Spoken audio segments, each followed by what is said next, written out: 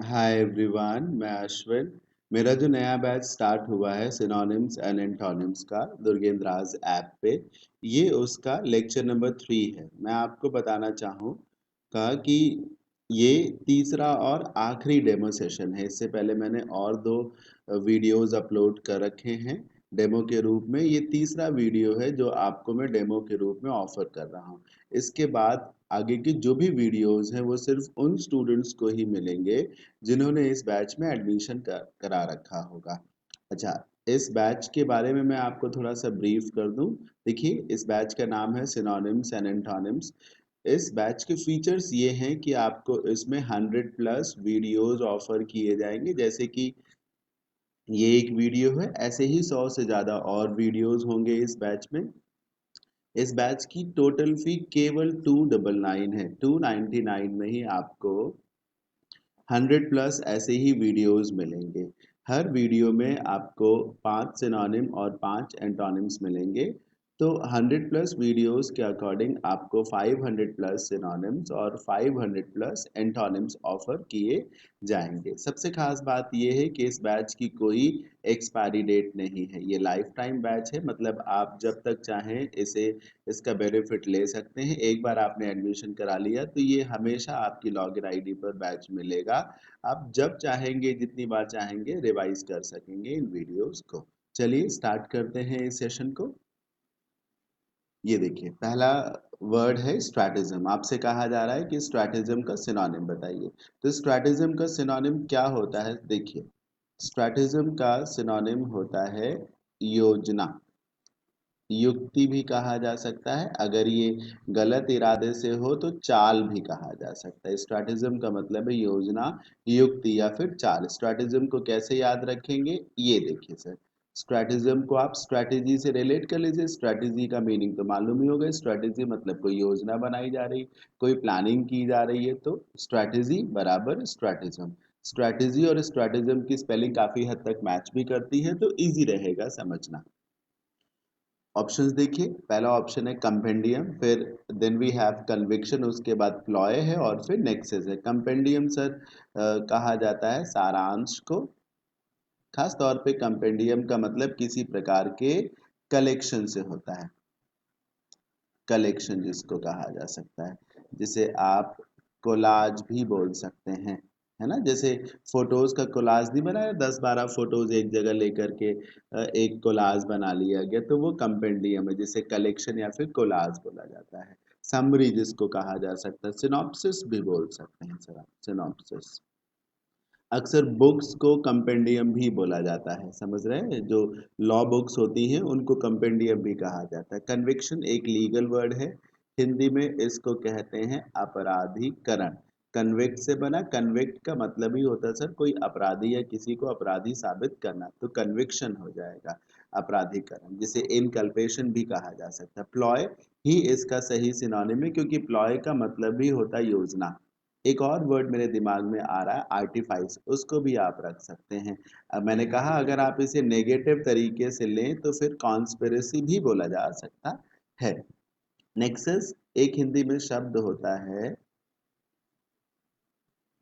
साठगांठ या फिर मिली भगत, उसी को कहा जाता है नेक्सस।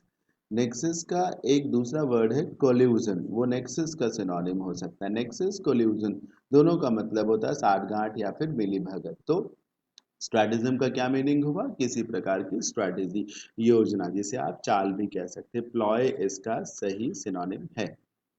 आगे बढ़ते हैं।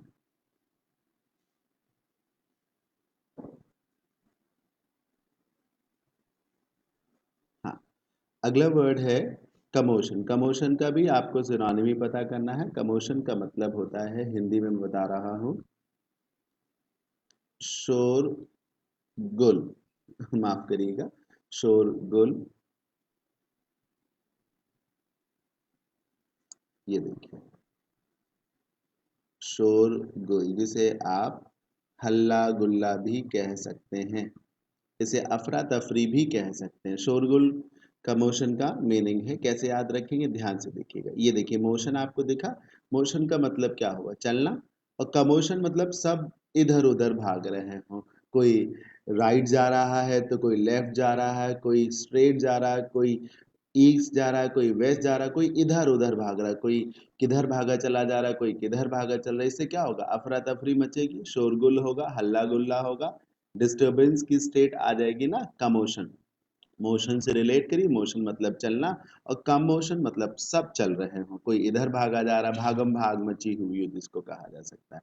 ऑप्शन देखिए, ब्लिस, बैलेंस, डिस्टर्बेंस और कंपंक्शन। बैलेंस तो होगा नहीं, क्योंकि कमोशन में जब सब इधर उधर भाग रहे हैं तो वो बैलेंस कहाँ से हुआ। ब्लिस का मीनिंग होता है खुशी, जिसे आप हैप्पीनेस बोल सकते हैं, यूफोरिया भी कह सकते हैं, यूफोरिया, खुशी। ब्लेस को आप ब्लेसिंग से रिलेट कर लीजिए, याद हो जाएगा। डिस्टरबेंस इसका सही सिनोनिम है, क्योंकि डिस्टरबेंस का मतलब भी तो यही हुआ ना, हल्ला गुल्ला, अफरा तफरी। कंपंक्शन बहुत ही स्ट्रॉन्ग वर्ड है, TION लगे होने की वजह से नाउन है। इसका मीनिंग होता है अफसोस, अफसोस मतलब पछतावा जिसको कहा जा सकता है, पछतावा। अगर आप चाहते हैं तो ये देखिए, रिग्रेट, ठीक है, रिग्रेट हो सकता है, कॉन्ट्रीशन हो सकता है, ठीक है। इन सब का मतलब होता है अफसोस या फिर पछतावा। आगे बढ़ते हैं, ये देखिए अगला वर्ड है इम्पेडिमेंट। इम्पेडिमेंट का भी आपको सिनोनिम ही पता करना है। इम्पेडिमेंट को कैसे समझेंगे, इम्पेडिमेंट में ये जो आपको PE दिख रहा है, PED, ये इसका मतलब ही होता है सर मूवमेंट, चलना, ठीक है। पैरों से संबंध है इसका, फुट से संबंध है PED का।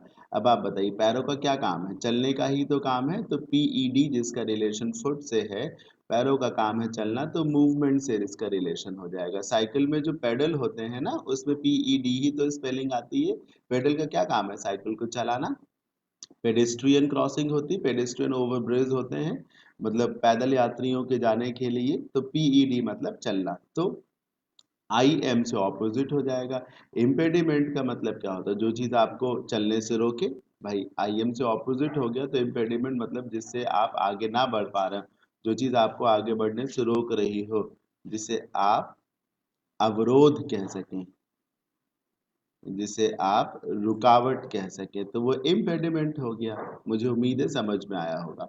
ऑप्शन देखिए, एम्बॉडीमेंट, एलिमेंट, इम्योरमेंट और ऑब्स्ट्रक्शन हो जाएगा, ठीक है। जो इसका सही सिनोनिम है वो ऑब्स्टेकल या फिर ऑब्स्ट्रक्शन ही तो हो जाएगा, ऑब्स्ट्रक्शन या फिर ऑब्स्टेकल हो सकता है, ठीक है। एलिमेंट बीमारी को कहा जाता है, बीमारी को। इम्योरमेंट आई गेस शायद जेल में डालने के लिए होता है, अगर जेल में डालने के लिए है तो इनकार्सरेशन हो सकता है, ठीक है। मुझे याद नहीं आ रहा है कि इम्योरमेंट का एग्जैक्ट मीनिंग क्या है, पर पॉसिबली जेल में डालने से होता है इनकार्सरेशन। अब कोई इस बात पे ये तय ना करे कि सर ने तो इसका सही मीनिंग क्लियर करके बताया नहीं, तो फिर कैसा पढ़ाते हैं, फिर ये आपकी अपनी चॉइस है, ठीक है। किसी को सब कुछ हमेशा नहीं याद रहता है, आपके साथ भी ये चीज़ है, मेरे साथ भी ये चीज़ है। एम्बॉडीमेंट, पहले तो बॉडी का मतलब शरीर, एम्बॉडीमेंट का मतलब है शारीरिक रूप देना किसी चीज़ को, एम्बॉडीमेंट करना, ठीक है। अगला वर्ड देखिए, अगला वर्ड है कमेमोरेशन। कमेमोरेशन का भी आपको सिनोनिम ही पता करना है। कमेमोरेशन को कैसे याद रखेंगे, पहली बात इसका मीनिंग है जश्न, जलसा जिसको कहा जा सकता है, हर्ष उल्लास, त्योहार, सेलिब्रेशन जिसको कहा जा सकता है। भाई जश्न है, जलसा है, हर्ष है, उल्लास है, तो एक प्रकार का सेलिब्रेशन ही तो हुआ। कैसे याद रखेंगे, ये देखिए आप इसे मेमोरी से रिलेट कर लीजिए। कमेमोरेशन का मतलब ही होता है किसी की याद में रोना नहीं, किसी की याद में जश्न मनाना, किसी की याद में कोई पार्टी जब दी जाती है तो वो कमेमोरेशन होता है। जैसे जो बड़े बड़े लोग हैं, स्टेट्समैन हैं, गांधी जी, अंबेडकर साहब, हाँ, और शहीद भगत सिंह जी, ऐसे लोगों की याद में हर वर्ष या फिर जब 100 वर्ष पूरे हुए हो, उनके त्याग के 150 वर्ष पूरे हुए हो, 200 वर्ष पूरे हुए हो, तो क्या देश भर में एक तरीके से जश्न मनाया जाता है, वो कमेमोरेशन है। जैसे जो सिख लोग होते हैं वो हर साल दिसंबर के महीने में प्रकाश पर्व मनाते हैं, तो वो कमेमोरेट करते हैं, समझ रहे हैं? जो उनके गुरु हैं वो गोविंद सिंह साहब, उनको उनके उनके सैक्रिफाइस को, शायद उनका बर्थ डेट होता है वो मुझे एग्जैक्टली याद नहीं, तो वो कमेमोरेट करते हैं, सेलिब्रेट करते हैं उस टाइम को। अच्छा, ऑप्शन देखिए, रिप्रीजल है, सेलिब्रेशन है। आंसर तो आपको मिल गया, सेलिब्रेशन। रिप्रीजल का मतलब होता है बदला, रिवेंज जिसको कहा जा सकता है, ठीक।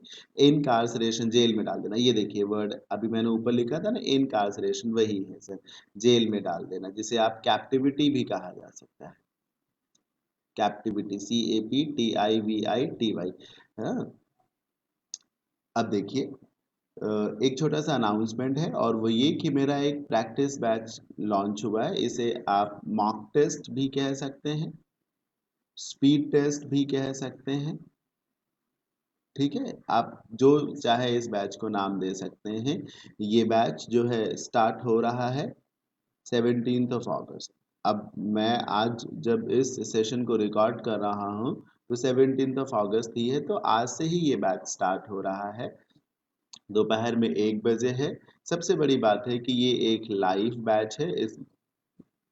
इसमें क्वेश्चंस को आपके सामने ही सॉल्व किया जाएगा, ठीक है। इस बैच का बेनिफिट ये है कि अगर आपने इंग्लिश पढ़ रखी है थोड़ी बहुत, चाहे वो ग्रामर हो, चाहे कॉम्प्रिहेंशन हो, चाहे सिनोनिम्स और एंटोनिम्स हो, हर चीज़ों को आपने स्टडी कर रखा है, लेकिन आप बहुत अच्छा स्कोर नहीं कर पा रहे हैं या फिर स्पीड नहीं मेंटेन कर पा रहे हैं, खास तौर पे आप स्कोर नहीं अच्छा कर पा रहे हैं जब टफ क्वेश्चंस आते हैं, तो इस बैच के माध्यम से आपकी वो वीकनेस निश्चित रूप से दूर हो सकती है। ये इसके फीचर्स हैं। 100+ लाइव सेशंस होंगे, डेली प्रैक्टिस होगी मिसलेनियस क्वेश्चंस की, और लेटेस्ट एग्जाम पैटर्न पे होगा। जो भी वीडियोस होंगे उनके पीडीएफ लेक्चर्स भी आपको, पीडीएफ कॉपीज भी प्रोवाइड कराई जाएंगी। रिकॉर्डेड वीडियोस मिलेंगे अगर आप लाइव क्लासेस मिस कर देते हैं, और जो इस बैच की वैलिडिटी है from the date of purchase 1 year तक रहेगी। ये इन सारे एग्जाम्स के लिए हेल्पफुल है। जो भी आपका इनमें से कोई भी एग्जाम हो, सभी एग्जाम्स के लिए हेल्पफुल है। Comprehension, rearrangement, cloze test, synonyms, antonyms, one word, idioms and phrases, spotting errors, filler, sentence improvement, voice narration, ये सारी चीज़ें इस बैच का हिस्सा होंगी। बहुत हेल्पफुल है ये बैच उन स्टूडेंट्स के लिए जिन्हें प्रैक्टिस की नीड है, जिन्हें अपने कॉन्सेप्ट को रिवाइज करने की ज़रूरत है, टफ क्वेश्चंस में जिनको प्रॉब्लम होती है। चलिए आगे बढ़ते हैं। अच्छा, इस बैच की फ़ी तो आप सबको मालूम है। इस बैच की फ़ी ये देखिए 1499 है इन 100 सेशंस के लिए, समझ रहे हैं ना। जब आप 100 सेशन से कंपेयर करेंगे इस फ़ी को, तो ये फ़ी कुछ भी नहीं है। चलिए, अगर आपको किसी भी तरीके की कोई समस्या होती है तो ये ऑफिस का नंबर है।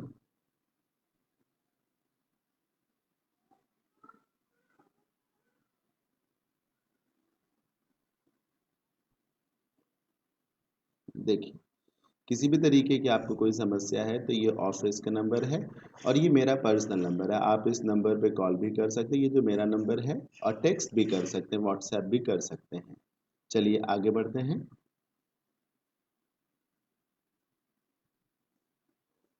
हम्म अगला वर्ड है इनफ्यूरिएट। इनफ्यूरिएट का भी आपको सिनोनिम ही पता करना है। इनफ्यूरिएट करने का मतलब होता है, माफ करिएगा, हाँ, एक सेकेंड, कलर चूज कर लें। हाँ, अब देखिए, इनफ्यूरिएट का मतलब होता है किसी को गुस्सा दिलाना, है ना, किसी को एंग्री करना।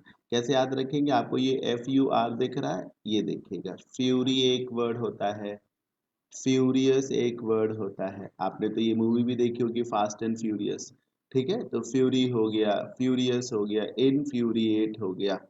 इन सब का रिलेशन गुस्से से ही होता है। फ्यूरी मतलब गुस्सा, फ्यूरियस मतलब गुस्सेबाज, एंग्री जिसको कह सकते हैं, ये जो फ्यूरी है नाउन है तो ये एंगर हो गया, और ये एडजेक्टिव है तो ये एंग्री हो गया। इनफ्यूरिएट गुस्सा दिलाना, FUR से रिलेट कर लीजिए।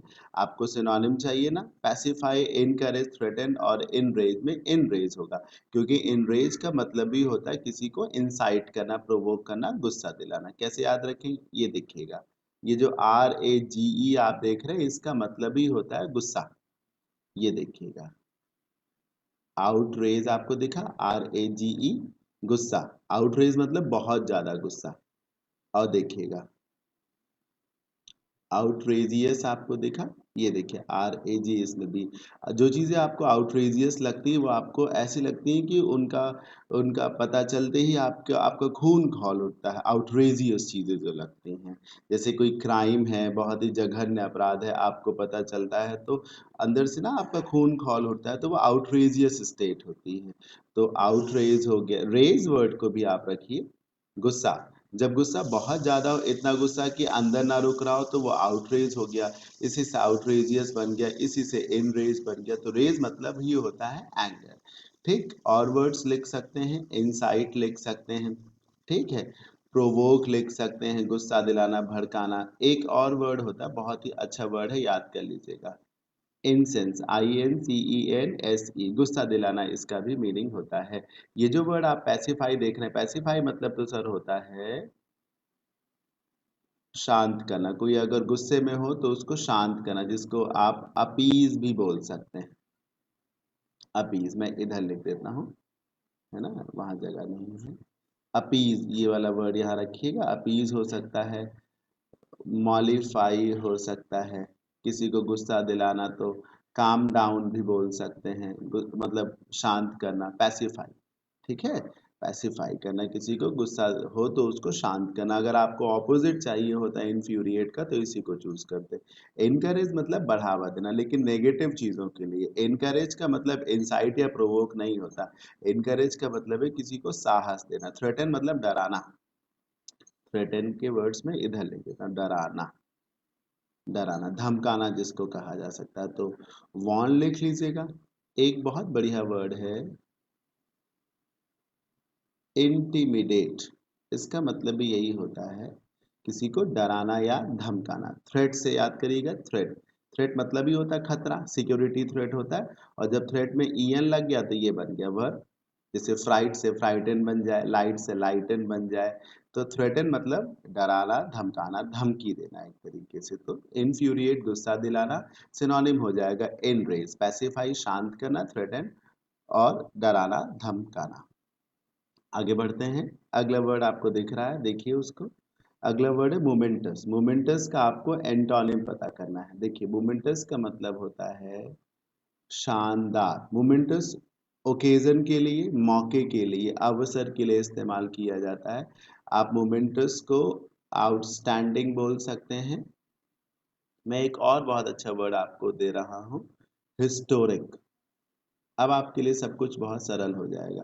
बोलते नहीं, it is a historic moment for all of us. ये हम सब के लिए एक ऐतिहासिक मौका है। ये देखिए, ऐतिहासिक, ये है मोमेंटस। मोमेंटस का मतलब है ग्लोरियस, आउटस्टैंडिंग, ब्रिलियंट, शानदार। कैसे याद रखेंगे, ये देखिए, मूवमेंट। मूवमेंट मतलब पल। एक ऐसा पल जिसे आप जिंदगी भर याद रखना चाहे, एक ऐसा पल जो आपके जीवन में हमेशा मेमोरेबल रहे, है ना, जिस पल को आप भूलना ना चाहें। देखिए, जो चीजें ऐतिहासिक होती हैं उनको बोला नहीं जाता कि ये एक ऐतिहासिक क्षण है, ये एक ऐतिहासिक मौका है। तो वो चीजें होती क्षणिक ही हैं कुछ देर के लिए, लेकिन वो एक हिस्ट्री क्रिएट करके जाती हैं। तो जो चीजें मोमेंटस हैं वो वैल्यूबल है, आउटस्टैंडिंग है, ब्रिलियंट है, उनकी आपके जहन में एक याद बनी रहेगी। ऑप्शंस देखिए, मोमेंट्री, एग्जॉटिक, स्टुपेंडस और रिडिकुलस। आपको ऑपोजिट चाहिए, इसलिए रिडिकुलस को चूज करिए, क्योंकि मोमेंटस का मतलब जो चीज बहुत अच्छी है, जो चीज बहुत वैल्यूबल है, प्रेशियस है, हिस्टोरिक है ना, सिग्निफिकेंट है एक तरीके से। जो चीज सिग्निफिकेंट है, महत्वपूर्ण है, जिसको कहा जा सकता है। रिडिकुलस मतलब स्टूपिड, इडियोटिक, जिसको कहा जा सकता है ऑफ नो यूज। रिडिकुलस मतलब बेकार का, है ना, लुडिक्रस जिसको कहा जा सकता है, ऑफ नो यूज, उसको रिडिकुलस बोलते हैं। मोमेंट्री, क्षणिक। मोमेंट्री का मतलब होता है क्षणिक। मूवमेंट से रिलेट करिए, मूवमेंट का मतलब पल होता है, तो क्षणिक। क्षणिक का मतलब, और अगर वर्ड चाहिए तो एक वर्ड ये देखिए, ट्रांजिटरी हो सकता है, और ये देखिए इवेनेसेंट हो सकता है, इफेमेरल हो सकता है। एग्जॉटिक का मतलब होता है बाहरी, विदेशी, अनजान, जिसे आप स्ट्रेंज बोल सकते हैं,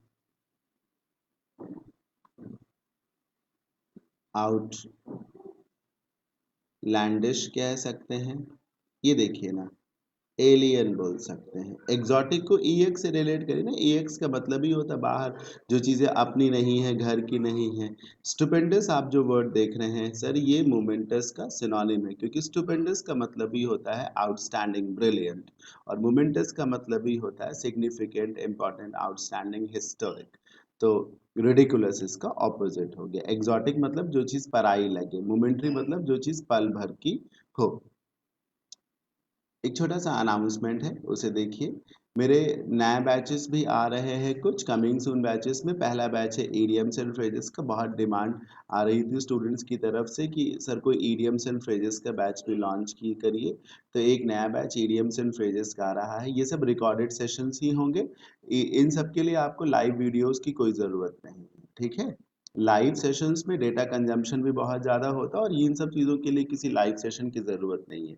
अब इडियम्स एंड फ्रेजेस एक बैच आ रहा है मेरा, एक बैच वन वर्ड सब्स्टिट्यूशंस का भी आ रहा है, और एक बैच स्पॉटिंग एरर्स का भी आ रहा है। इन दो बैचेस की बहुत डिमांड थी, कॉमन एरर्स की और इडियम्स एंड फ्रेजेस की।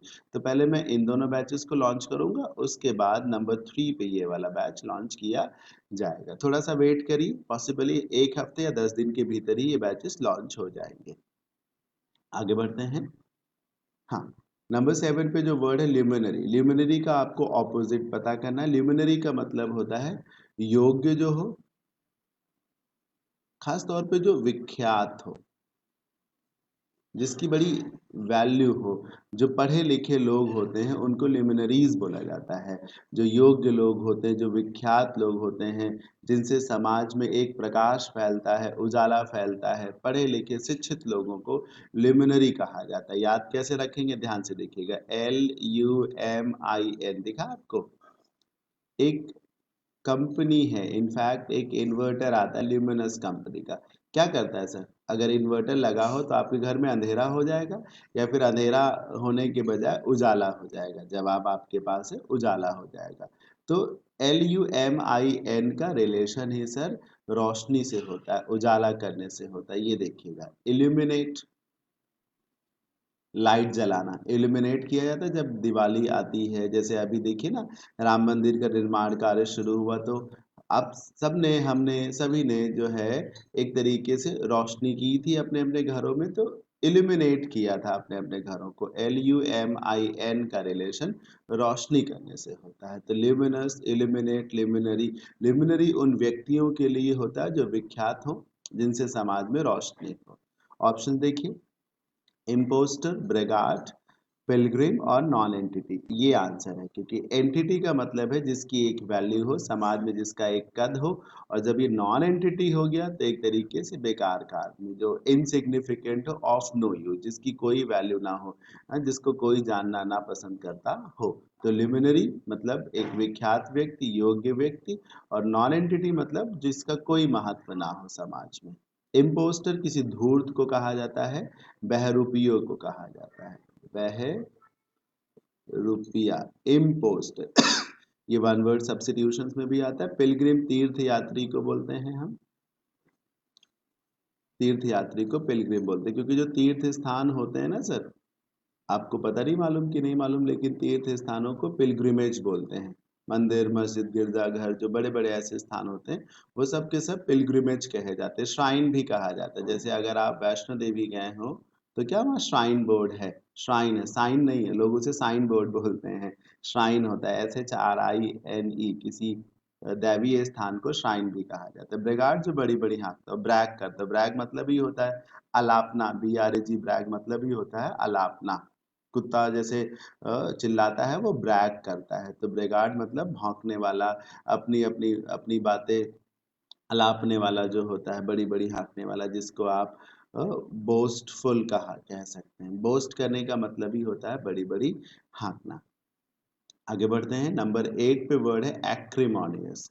एक्रिमोनियस का आपको एंटोनिम पता करना है। एक्रिमोनियस का मतलब तीखा हो सकता है, तीखा हो सकता है, लड़ाई झगड़े से हो सकता है। एक्रीमनी इसी से बनता है, या यूं कहो कि एक्रीमनी से ये बनता है। एक्रीमनी का मतलब ही होता है मतभेद, लड़ाई झगड़ा। ये देखिए क्या दिखा, ACRI आपको दिख रहा है, इसका मतलब ही होता है सर बिटर। ठीक, ACRI और ACER, इसका मतलब ही होता है बिटर। मेरा यूट्यूब चैनल भी है competitive English with Ashwin sir के नाम से, उसमें मैंने ACRI और ACER ये दोनों रूट वर्ड्स हैं, इनको पढ़ाया है। आप रूट वर्ड के किसी सेशन में ये मिल जाएगा आपको, प्लेलिस्ट में जाइएगा चैनल की, वहाँ इन रूट वर्ड्स को पढ़ लेंगे तो एक्रिमोनियस, एक्रिमनी और ऐसे ऐसे बहुत सारे वर्ड्स आपको वहाँ देखने को मिल जाएंगे। तो जो चीज़ें अच्छी ना हो, हार्मोनियस जो चीज़ें ना हो, जिसमें लड़ाई झगड़े की बात हो, जो चीज़ें आपको मीठी कम लगे, बिटर ज़्यादा लगे, तो वह एक्रिमोनियस हो गया, है ना, जिसे जिसमें लड़ाई झगड़े की बात ज़्यादा हो, होस्टाइल चीज़ें जो ज़्यादा हो। ऑप्शन देखिए, एसरबिक, ये देखिए एसर तो यही दिख गया, ये तो नहीं होगा, ये सिनोनिम हो सकता है। एसरबिक मतलब कड़वा। सीवियर का मतलब भी होता है बहुत ही खराब। सीवियर का इस्तेमाल पनिशमेंट के लिए होता है, जैसे कठोर दंड दिया जाए तो सीवियर पनिशमेंट होता है। दर्द जब बहुत ज़्यादा हो तो सीवियर पेन होता है, बहुत ज़्यादा। जो चीज़ें सीवियर हैं वो ज़्यादा हैं, उनकी इंटेंसिटी बहुत ज़्यादा है, तो ये भी तो नहीं हुआ भाई। लड़ाई तीखे की बात आए, तीखे की इंटेंसिटी ज्यादा ही तो हुई, तो ये भी नहीं हुआ। कॉन्टिजियस, ध्यान से देखिएगा, CONTI, इसी से सर कॉन्टिन्यूअस बन जाएगा, इसी से कॉन्टिन्यू बन जाएगा। कॉन्टिजियस का मतलब होता है समीप या फिर निकटवर्ती, या फिर हिंदी लिखने में थोड़ी समस्या है मुझे, सटा हुआ। हाँ, कॉन्टिजियस, ये देखिए कॉन्टिन्यू जो चीजें करें एक दूसरे के करीब, जैसे दो मोहल्ले अगल बगल हों, कॉन्टिजियस कॉलोनीज कहा जाएगा। गांव अगल बगल हों या दो लोगों के घर अगल बगल हो तो कॉन्टिजियस फ्लैट्स, कॉन्टिजियस होम्स कहा जा सकता है, कॉन्टिजियस स्टेट्स बोला जा सकता है। ठीक है, जिसे आप कंजेकेटिव भी बोलते हैं। मैथ्स में जो निकटवर्ती दो संख्याएं होती हैं, क्रमागत जिनको कहा जाता है, तो उनको कंजेकेटिव नंबर्स बोला जाता है। होपफुली आप सब जानते होंगे। हारमोनियस हो जाएगा इसका ऑपोजिट, क्योंकि एक्रीमोनियस का मतलब है जब चीज़ें बिल्कुल बिगड़ी हुई हो, खराब हो, लड़ाई झगड़े जैसी स्थिति हो, सामंजस्य बिल्कुल ना हो, और हारमोनियस में मिलनसार होंगे सब कुछ, बहुत ही अच्छा निपटेगा, है ना। हारमोनियस हो जाएगा इसका ऑपोजिट। नंबर 9 देखिए, नंबर 9 में एक वर्ड है रिवील। रिवील का आपको ऑपोजिट पता करना। रिवील का मतलब होता है खुलासा करना, मतलब बताना। कोई चीज छिपी हुई हो तो उसे एक तरीके से बताना, बताना, जाहिर कर देना, चीजों को सीक्रेट ना रखना। अब देखिए, अभी तक जितने भी वर्ड्स थे सबको समझाने का एक तरीका था, क्योंकि सब कहीं ना कहीं रूट से, निमोनिक से कनेक्टेड थे, पर रिवील को बताने का कोई तरीका नहीं है, तो आपको इसे याद रखना है। मैं ये बात बताना चाह रहा हूँ कि मैक्सिमम वर्ड्स के केस में there is a trick, there is a logic, चाहे वो रूट्स हो चाहे वो नेमोनिक्स हो, उससे उन्हें समझा जा सकता है। वही कुछ ऐसे भी वर्ड्स हैं जिनमें कोई लॉजिक काम नहीं करता, उन्हें याद करना पड़ता है। स्टूडेंट्स को क्या लगता है कि पूरी की पूरी वोकैब ही उसे याद करनी है, इस वजह से उसे चीज़ें इंटरेस्टिंग नहीं नज़र आती, पर ऐसा नहीं है। 100 अगर वर्ड्स हैं तो उसमें से मैक्सिमम वर्ड्स के पीछे एक हिस्ट्री है, लॉजिक है, रीज़न है। अगर वो आपको रीज़न पता हो तो चीज़ें बहुत ईजी हो जाती हैं। हाँ, ये भी सही है, कुछ चीज़ों में लॉजिक नहीं काम करता तो उन्हें फिर याद कर लेना होता है। इस रिवील वर्ड के बारे में मैं एक बात आपको और बताऊं कि ये एवरेज कैटेगरी का वर्ड है। अगर वर्ड्स के लेवल सेट किए जाए 1 2 3, जिसमें नंबर 3 बहुत ही टफ कैटेगरी हो, तो ये 1 में तो नहीं आता, लेकिन ये 2 में आता है। एवरेज कैटेगरी का वर्ड है। ये बात मैंने इसलिए बताई कि आपसे ये उम्मीद की जाती है कि रिवील वर्ड का मीनिंग आपको ऑलरेडी मालूम हो। अगर ऐसा नहीं है तो आपको तुरंत ये मानना चाहिए कि आपकी वोकैब काफ़ी कमज़ोर है, और अब आपको कमर कस लेनी चाहिए, बहुत दम लगा करके मेहनत करनी चाहिए और स्ट्रेंथन करनी चाहिए अपनी वोकैब को। रिवील मतलब खुलासा करना, अनहाइड कर देना। ऑपोजिट्स देखिए, ऑपोजिट्स, तो डिस्क्लोज, ये तो नहीं होगा क्योंकि क्लोज का ऑपोजिट डिस्क्लोज है, ये तो सिनोनिम हो गया ना इसका, इसका सिनोनिम। डाइवर्स भी नहीं होगा, डाइवर्स का मतलब भी होता है खुलासा करना। ठीक, रिपील का मतलब होता है सर कैंसिल करना, किसी ऑर्डर को कैंसिल करना, किसी डिसीजन को वापस ले लेना, उसे रिवोक कर देना, है ना, रिसेंड कर देना, रिसेंड। मास्करेड हो जाएगा, क्योंकि मास्क से रिलेट करिए, रिवील मतलब मास्क को हटा देना, चीजें जो छिपी हुई उन्हें खोल देना। और मास्करेड का मतलब है एक तरीके से चेहरे को ढक लेना, यानी कि छिपाना, हाइड करना, चीजों को कवर करना एक तरीके से। ठीक है। रिवील का सिनोनिम ये भी हो सकता है अनवेल। अनवेल मतलब घूंघट खोलना होता है, घूंघट को हटाना, उसे अनवेल करना कहा जाता है। किसी मूर्ति का, किसी प्रतिमा का जब अनावरण किया जाता है तो माना जाता है कि उस स्टैचू को अनवेल किया गया है। लास्ट वर्ड है अफेबल। देख नहीं रहा होगा आप सभी को, थोड़ा सा वेट करिए। अब देखिए लास्ट वर्ड है अफेबल। अफेबल का भी एंटोनिम पता करना। अफेबल मतलब होता है मिलनसार। क्या मीनिंग होता है सर? मिलनसार। अफेबल मतलब होता है जॉली नेचर का, जॉली, फ्रेंडली भी जिसको कहा जा सकता है। ठीक है। जो अफेक्शनेट हो, जो लवेबल हो एक तरीके से, जिसे अपनाया जाना चाहिए, अपनाया जा सके, जो प्यारा लगे एक तरीके से। ठीक, कैसे याद रखेंगे? बहुत ध्यान से देखिएगा। AFF आपको दिख रहा है, इसका मतलब ही होता है सर लव से, अटैचमेंट से। कैसे? ऐसे तमाम वर्ड्स हैं।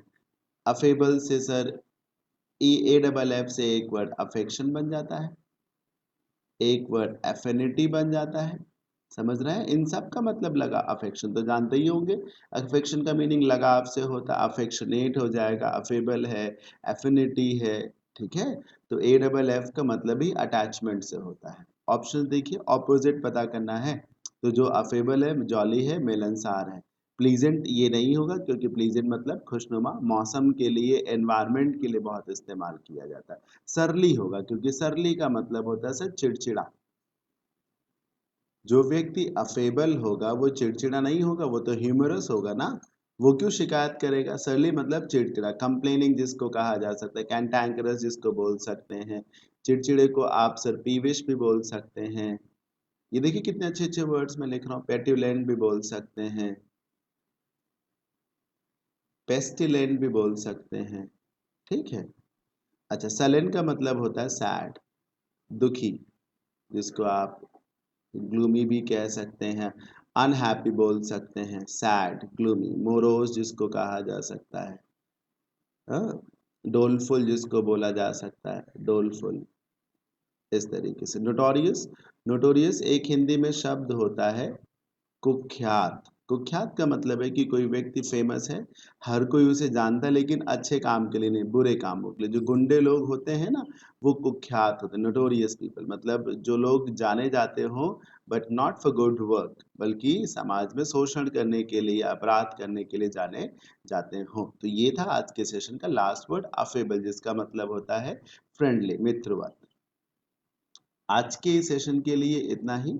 होपफुली आप सभी ने इस सेशन को एंजॉय किया होगा। कैसा लगा ये सेशन मुझे, हाँ, होपफुली आप सभी ने इस सेशन को एंजॉय किया होगा। मैं बता दूं कि ये लास्ट डेमो सेशन था। इसके बाद अब आगे की चीज़ें सिर्फ उन्हीं लोगों को ऑफर की जाएंगी जो आगे के और वीडियोस हैं, तकरीबन 100 प्लस और वीडियोस, वो सिर्फ उन स्टूडेंट्स को ऑफर किए जाएंगे जिन्होंने इस बैच को ज्वाइन कर रखा होगा। बैच को ज्वाइन करना बड़ा इजी है।